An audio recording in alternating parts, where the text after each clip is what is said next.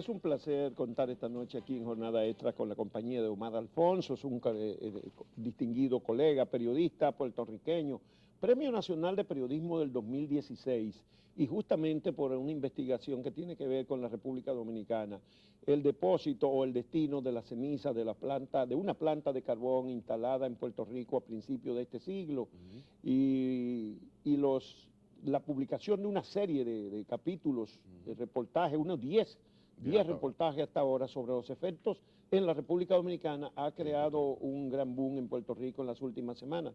Esta semana Omar fue invitado aquí a dar 2 conferencias por el Comité para Defensa del Clima, por el cambio climático, una aquí en la Universidad Autónoma de Santo Domingo y la otra fue en Baní, justamente donde se está instalando las 2 plantas de carbón que ha decidido el gobierno de la República Dominicana. Bueno, Alfonso, cuéntanos cómo comenzó todo, la preocupación de ustedes, cómo se origina esto que da lugar, por eso fue que te dieron el Premio Nacional de Periodismo en Puerto Rico el año pasado, ¿no? Sí, correcto, gracias por invitarnos. Por esos trabajos de investigación. Así es, nosotros... Tú eres del Centro de Investigación, Periodismo de Investigación de Puerto Investigativo Rico. de Puerto Rico y editor del semanario La Perla del Sur.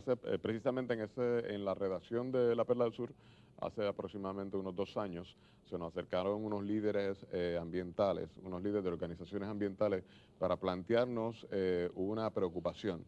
Y es que esta corporación, que ya también en Dominicana conocen muy bien, AES Puerto Rico, desde el momento en que solicitó permisos al Estado y finalmente comenzó a construir la planta para su operación, hizo unas garantías que no se han cumplido. Para que tengas una idea, en el año 94 AES Puerto Rico firmó un contrato con la única entidad que genera electricidad en Puerto Rico, la Autoridad de Energía Eléctrica, una corporación pública, una corporación del gobierno. Y ese contrato establecía a 25 años que las cenizas que se produjeran de la combustión de carbón para producir electricidad, esas cenizas nunca serían descartadas en ningún lugar del país. Lo dice el contrato. Decía el contrato. ¿Y cuál era el destino de las cenizas? No establecía destino. ¿Echarla al mar? No establecía destino, pero sí establecía el contrato que la corporación facturaría $900,000 al día por producir 450 megavatios y que esos $900,000 al día contemplaban ese costo, la disposición correcta del material. Así que hablamos de un contrato que data del 94. En el 96 consiguen el permiso de la Junta de Planificación, que es nuestra entidad matriz. Ese contrato con la Junta de Planificación, ese endoso, ese decreto, establece que las cenizas nunca serán descartadas en ningún lugar del país, lo reitera, o sea, y establece algo más. Puerto Rico se dio garantía de que no iban a descartar esas cenizas en su territorio. Y entonces establece algo más, establece que en caso de que no se encontrara un uso beneficioso, de eso podemos hablar 5 días, un uso beneficioso para la ceniza, se devolverían a su lugar de origen. El carbón viene en forma de las minas de carbón de Colombia. De Colombia, que ustedes importan. Y regresarían entonces en forma de cenizas a Colombia. Eso es lo que establece ese decreto. No lo estableció el gobierno, lo estableció AES. Sí. Así que entonces luego también en el 96 se hace una declaración de impacto ambiental, muy común también en los proyectos de desarrollo importantes en la República Dominicana. La declaración de impacto ambiental va más allá, es más específica y establece de forma expresa que no serán descartadas en ningún vertedero del país. Y entonces se buscan dónde enviar eso y se encuentran que la República Dominicana es un lugar de gente pendeja que puede mandarle esa ceniza. ¿Y cuándo fue que llegaron aquí? Eso ha sido uno de los capítulos más lamentables de nuestra historia reciente. Eso nunca debió ocurrir. Las cenizas comenzaron a llegar a República Dominicana entre octubre del 2003 a abril del 2004. La información que tenemos en nuestros archivos indica que llegaron unas 27,000 toneladas a Arroyo Barril, en la provincia de Samaná, y otras 30,000 toneladas a Manzanillo, en la provincia de Montecristi. Pero ya ayer comenzamos a recibir información adicional que apunta que el depósito fue mayor, llegó casi a 80,000 toneladas. De todas maneras... ¿En dónde? ¿En cuál de los 2 lugares fue que mayor cantidad llegó a Arroyo Barril según esas nuevas declaraciones, pero tenemos que corroborarlas aún. Estamos en ese proceso, vamos hacia allá. Lo cierto es que estuvieron abandonadas durante 4 años. Yo no tengo que repetir esa historia, la conocen ustedes muy bien. Bueno, ustedes hicieron lo que presentan, ustedes incluso presentan fotografías de mucha gente afectada y de los lugares en Samaná en esos reportajes. Resúmenos los principales hallazgos. Los hallazgos más importantes. De las consecuencias en la salud de la población. Muy fácil, muy fácil. El primero de los hallazgos es que el material se dijo que era un agregado de construcción. Eso fue lo que se aseveró. Incluso se publicó un edicto a página completa en diarios y se señalaba que no había por qué preocuparse porque el material era inocuo. Pero qué curioso que es un material de construcción y cuando se pero lo traen de Puerto Rico aquí y lo depositan aquí. Porque era un material de construcción. Pero entonces cuando lo depositan en el solar de 2.000 metros cuadrados, en el lado oeste del puerto Juan Pablo Duarte de Arroyo Barril, había un cocotero en ese mismo lugar y el cocotero desapareció. En muy corto tiempo todas las palmeras murieron. Pero no solamente esas palmeras, todo el cocotero de Arroyo Barril comenzó a afectarse, dejó de producir coco, perdían los frutos muy temprano. Bueno, aquí se dice que había una enfermedad que afectaba a los cocos. Pero las personas también, aparentemente encontraron daño en las personas. Pero no solamente en las personas, también nos comentaba uno de los miembros del equipo de seguridad de entonces, del puerto de Arroyo Barril, que cuando llovía, aquel lodo cloacal llegaba a la bahía de Samaná y era cuestión de tiempo que llegaran los bancos de pesos muertos. Así que hay dos manifestaciones allí que llamaban la atención. Sí, un material de construcción, porque eso pasaba. Pero entonces, en cuestión de meses, comienzan a ocurrir más cosas. Por ejemplo, padecimiento de rasquiña. Se generalizó el padecimiento de rasquiñas en Arroyo Barril, en Sánchez, El Limón, lugares a donde también se llevaron cenizas porque era material de construcción. Y la gente se llevaba la ceniza para utilizarla en construcciones en sus casas. Fue peor.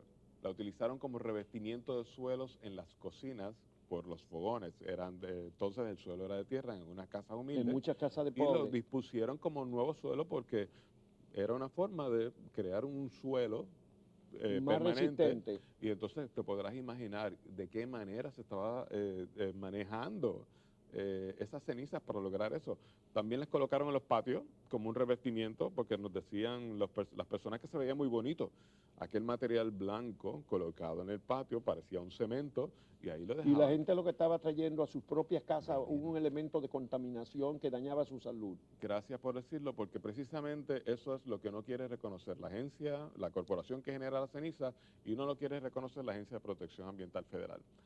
Es interesante, la Agencia de Protección Ambiental determina que el material no es peligroso ni es tóxico por clasificación, pero cuando hace la misma agencia un análisis químico del material, encuentra que tiene altísimo contenido de metales pesados, en exceso de lo permitido en cualquier escenario.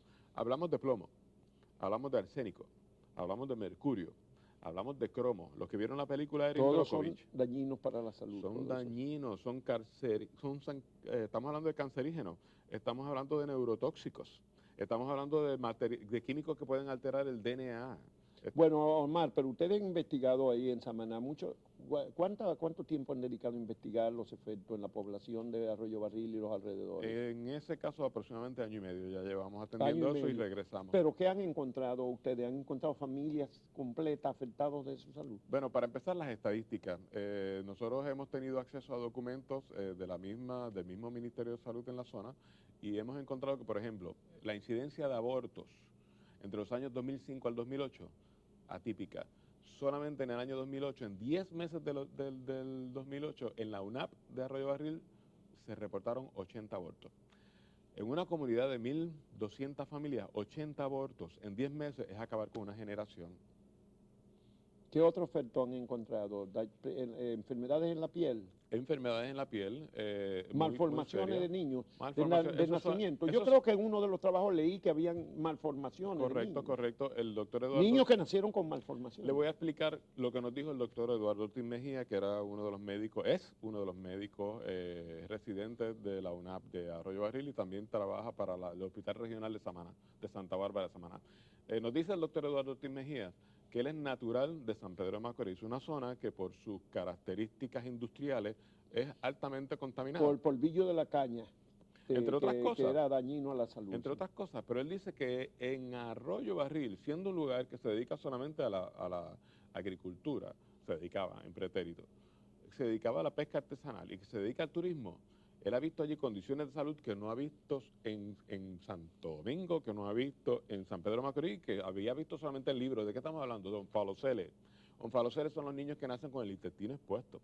Amelia, los niños que nacen sin extremidades. ¿Y eso, todo eso han comprobado ustedes? Claro que sí ocurrieron. Bueno, tan reciente como en el año 2016, el año pasado, el 4 de abril del año pasado, se transó un caso en corte de 8 residentes, 8 mujeres de Arroyo Barril, sí, que reclamaban a la corporación AES daños por los sufrimientos que acarreó haber perdido su primer hijo, haber perdido varios hijos a consecuencia de la contaminación que provocó haber descartado ese material y haberlo dejado abandonado allí durante 4 años, haberlo aspirado, haberse alimentado de peces. ¿Todavía estaba ese material ahí?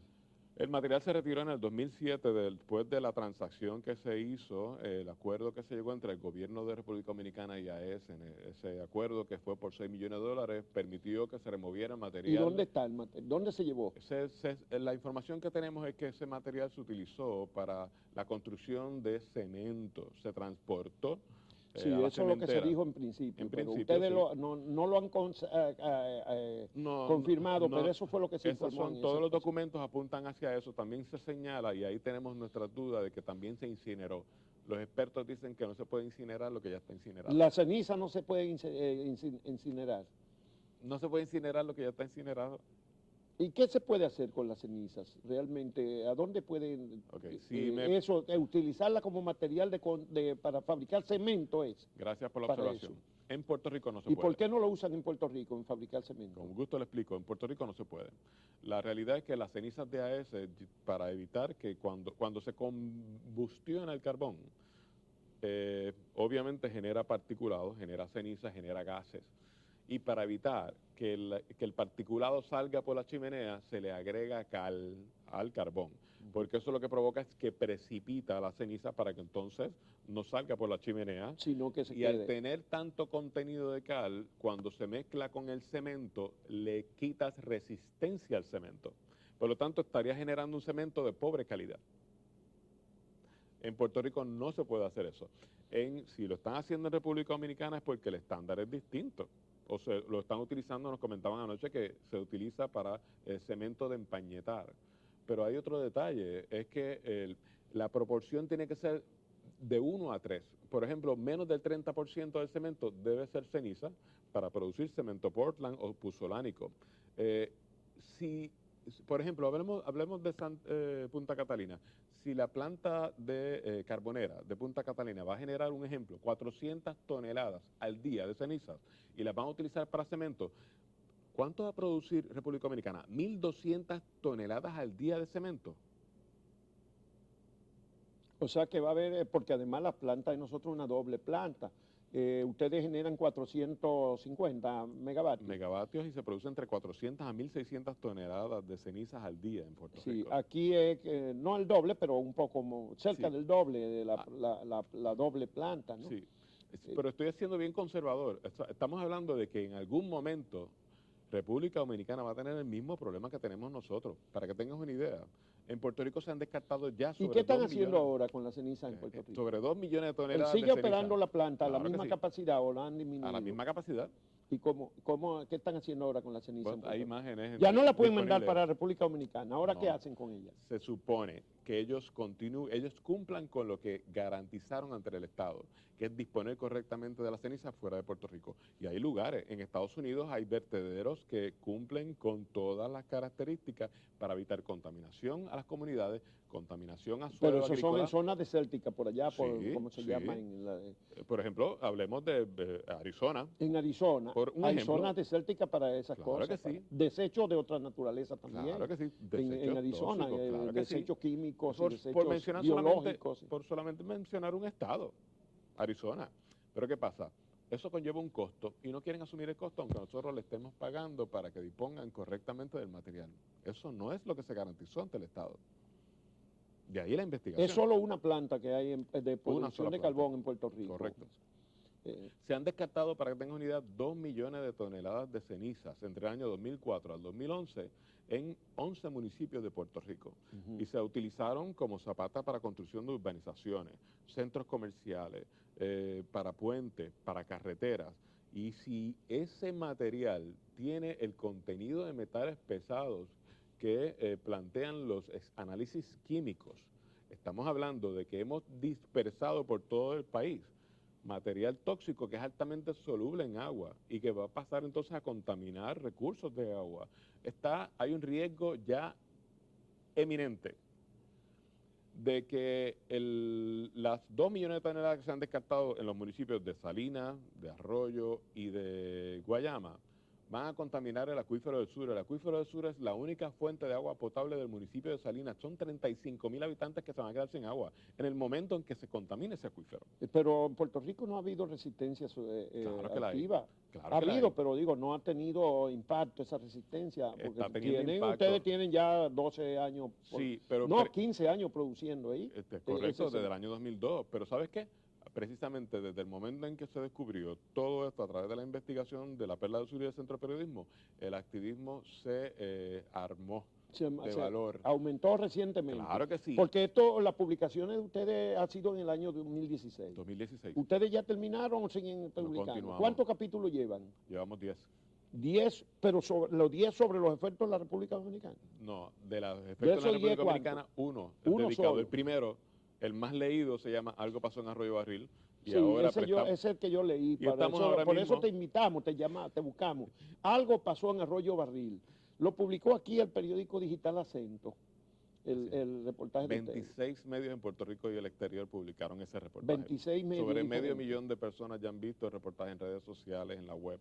¿Medio millón en Puerto Rico? En Puerto Rico.